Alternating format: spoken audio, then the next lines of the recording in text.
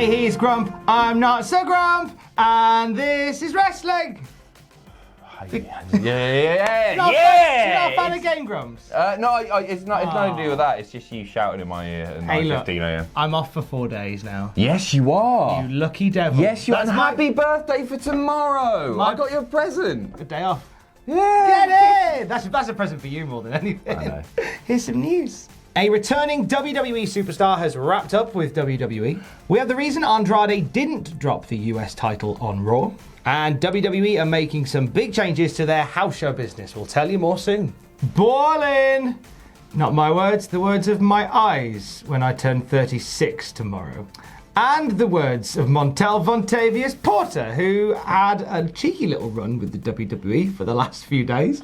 For the last few, what a run! What a ride! Now we thought he was going to stick around for a little while longer. There was talks that he had a few more dates in, but it doesn't look like that's the case. No, I read reports that he had been moved to the current Raw Superstar section on WWE.com. So this is slightly surprising. MVP anyway, taken to Instagram yesterday. One for the history books. My final WWE match took place on Monday Night Raw against my close friend and legend Rey Mysterio. A great way to close out that chapter. The end of my career looms larger every month. It's been one hell of a ride. I'm not finished just yet, but soon, very soon. Thank you WWE and the WWE Universe for all the love. What an amazing week I've had.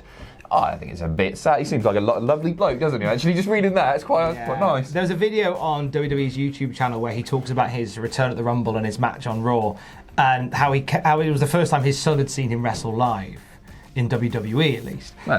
His son's favourite wrestler is Rey Mysterio. So got to watch his dad botch a match with Rey Mysterio.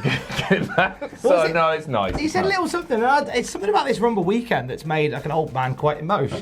And it was something he said about how he's given his son memories that will live longer than he does. I was like, ooh. Right in the feels, that. He's stolen that from somewhere, sure. That's a film or so. It's the Notebook or something. Pretty sure you can get it on like a placard for a bathroom in Wilkinson. Well, yeah, MVP. Yeah. Thanks for coming. I thought okay, it wasn't the most.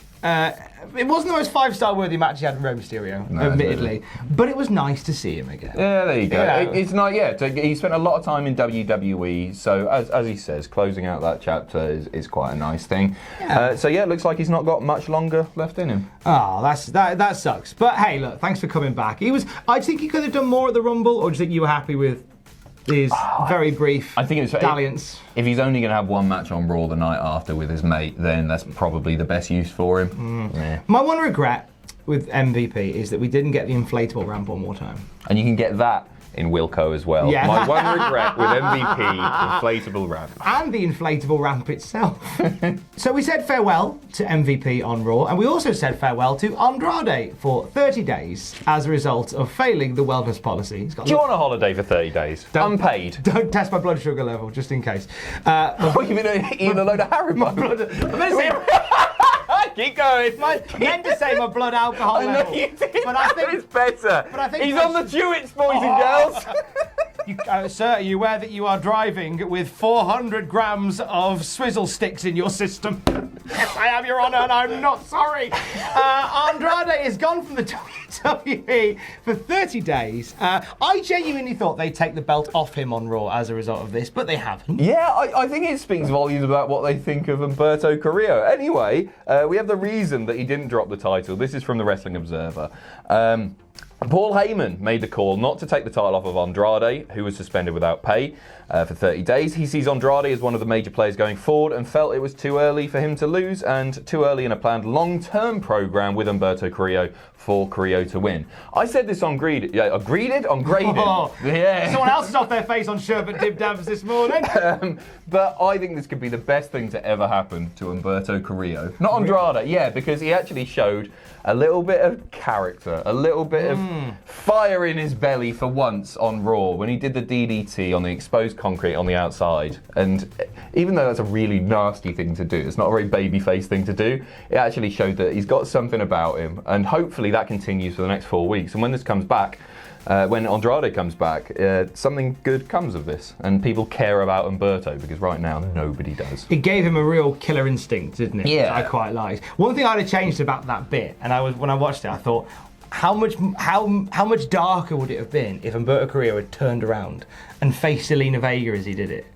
Because like he was facing away from Zelina Vega and she was like going, no, don't do it. And like Humberto turning around and staring at Zelina Vega as he does it. Oh, it's very Healy. Very Healy, that. Very Healy, no, I innit? kind of like it. Shades of grey. I'd quite like to see Zelina Vega now try and ruin Humberto's matches for the next 4 weeks to keep that going. Like, at least they've got Zelina there to continue this feud so Andrade isn't just forgotten about for 30 days. I think they can do something really good with this. Do you know what'd be fun? And I thought about this. What Zelina Vega could do for the next 4 weeks is just bring out random like old legends to try and stop Humberto Carrillo.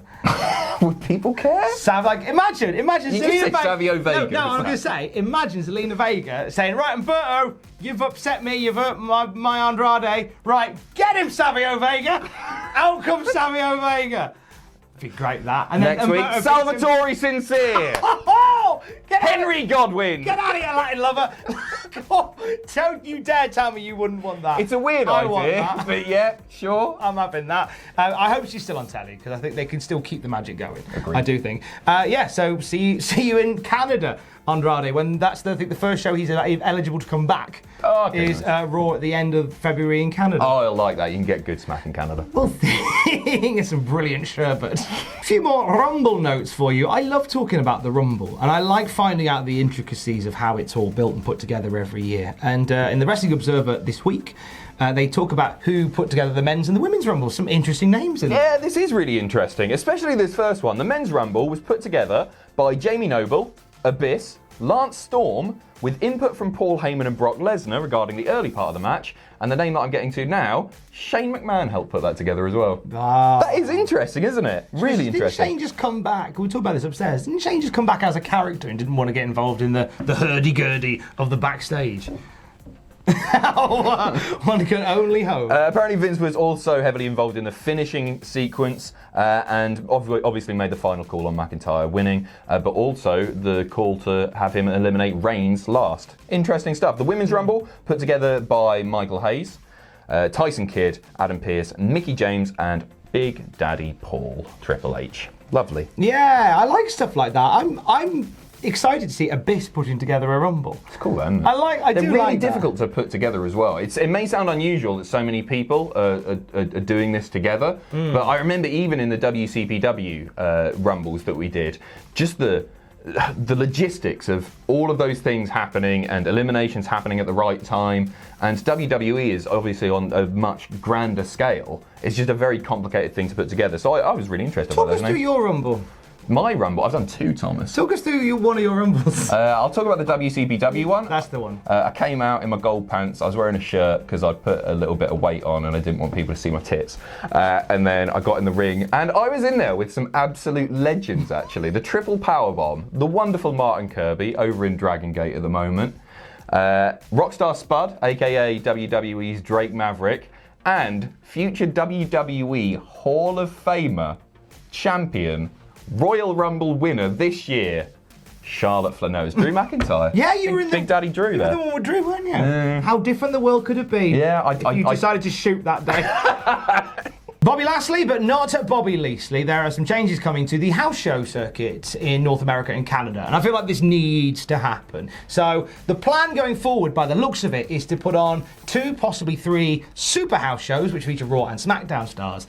1 Raw and 1 SmackDown house show per month. So to give you an idea how this is going to look, this is how February shakes up for WWE's live event tour. There is the next live event for them is a super show on the 2nd of February in Fresno. Following that, there are super shows which are Raw and SmackDown combined on the 15th and 16th of February.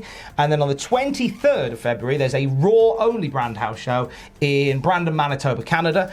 And then on the 29th of February, there is a SmackDown-only house show in Elmira, New York. This is really streamed down from what they were doing before. Yeah, well, it's the first time in a long time that WWE has started losing money by running house shows. For a long time, they've just been easy money for WWE, essentially. So this is really unusual. I think it's a great thing. And the main reason for that is because it means that WWE wrestlers have to work less. Absolutely. It can only be a good thing because the schedule was absolutely exhausting for a lot of the guys, working like 3, 4, up to 5 times a week. it just knackers your body, doesn't it? Obviously. Yeah. And some of the guys go pretty balls to the wall when they're on those house shows still. They'll tone it down from TV, but it's still pretty heavy going for a lot of those guys. So I think this is actually a really good thing. I think it's brilliant, and it's almost that thing of less is more, and I think that's something that WWE have struggled with. You think about this, right? Back in the day, you would have house shows, but then you would have the house shows, but you'd only really have now the next pay-per-view is WrestleMania. Back in the 90s, that would be the case. So you'd have Royal Rumble and then WrestleMania, where we've got this year we've got Saudi Arabia show. We've got Elimination Chamber. Fastlane. We've got Takeover Portland. We've got Fastlane as well. Yeah, Portland, yeah. Oh boy. So we've got a lot going on there. So then you've got those pay-per-views that you need to sell out. You've got television every week that you need to sell out as well. And you're then going to put live events, house shows, which really, and you can dress them up as anything can happen in the World Wrestling Federation, but nothing happens at house shows. Unless you're in Madison Square Garden, then something might happen. Madison Square Garden is the massive exception to the rule, to be honest with you. So it makes sense that they cut right back on these. One note, it doesn't look like international shows are going to be changing that much. So they've got a tour coming up in the UK around WrestleMania. It used to be called the WrestleMania Revenge Tour. I don't know if it is. I don't think it is anymore. But those are still good earners for them. So they're going to run lots of those in a row. The only change that we saw last time was that Raw and SmackDown would tape together. Yeah. I seem to remember there was a point when they would come to the UK, they would tape Raw and SmackDown separately. They did like a big. I thought Manchester was it Manchester last year where they taped Raw and SmackDown? I think it's different days this year because I thought that Raw was being filmed.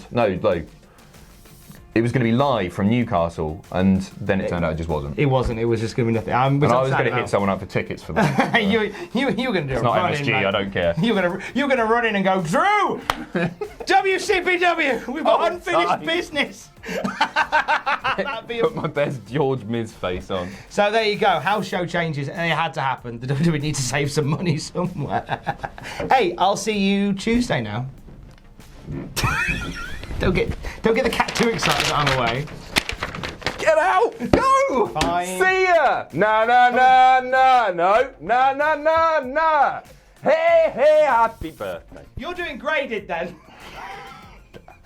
Hey, thanks for watching. Don't forget to leave a comment in the comment section down below. You can support us on Patreon by going to patreon.com/Cultaholic. Lastly, don't forget to hit subscribe and join us.